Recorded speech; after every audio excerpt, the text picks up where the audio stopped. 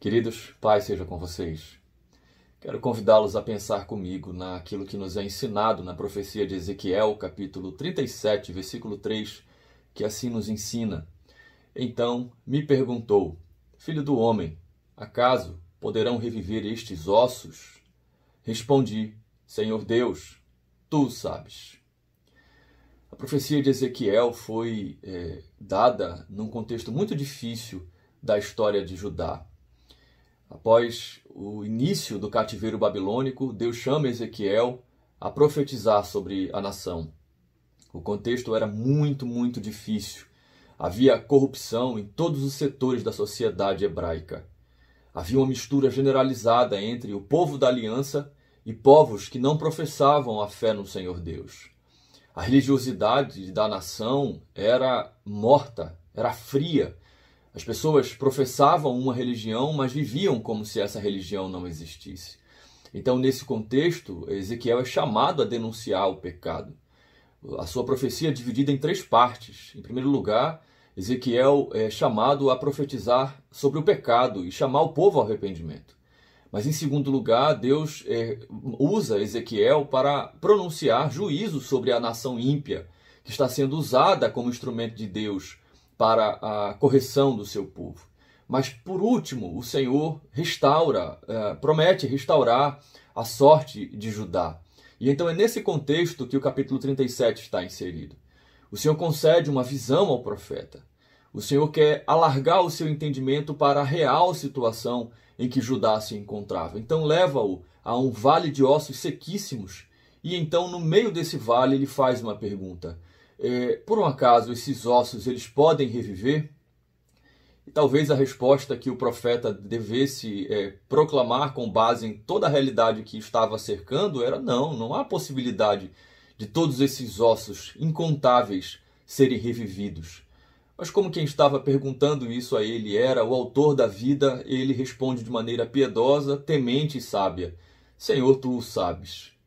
Então a resposta de Deus para o profeta é, profetiza, fala a estes ossos. E como resposta à sua profecia, eu vou colocar neles do meu espírito, e então eles vão viver. E então o profeta obedece a Deus, ele profetiza, e o texto, na narrativa, até o versículo 14, diz que se colocam de pé e um exército muito numeroso, ou seja, aonde só haviam ossos secos e mortos, pela profecia e pela ação do Espírito de Deus, agora há um exército incontável de pé. O que nós precisamos meditar? O que isso tem a ver com os nossos dias, com a realidade que nós estamos vivenciando? Talvez, meus irmãos, a realidade de muitos cristãos hoje seja como dos dias de Judá, onde muitos diziam os nossos ossos se secaram e a nossa esperança pereceu.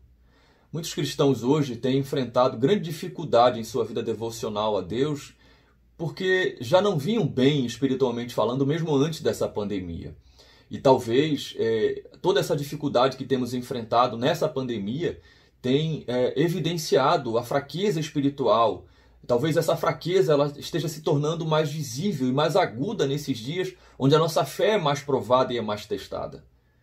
Então, nós devemos olhar para aquilo que está sendo dito na profecia. Se você acha que a sua esperança pereceu, que a sua vida espiritual está um caos, está um caco, é morte pura, que os seus ossos estão secos, veja o que o Senhor ensina através da profecia de Ezequiel.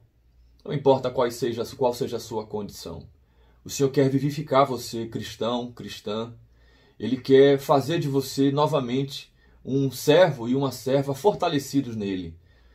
E o meio que ele escolhe para isso é a profecia de sua palavra.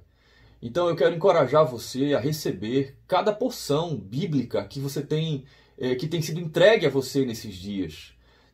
Apegue essas porções bíblicas e se apegue a elas. Coloque elas, esconda elas no mais íntimo do seu coração. Coma cada grão, beba cada gota da provisão, do alimento espiritual que Deus tem dado a você através de sua palavra. Porque é através disso que o Senhor vai se mover em você, pelo seu espírito, e vai vivificar você. Não pereça, não deixe com que a circunstância da sua frieza espiritual, da sua apatia espiritual vença você.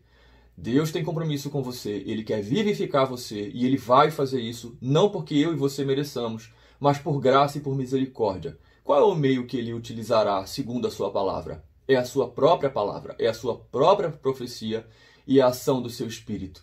E dessa forma ele colocará você de pé e verá novamente você compondo robustamente o seu exército. Deus abençoe você e aplique essa palavra ao seu coração.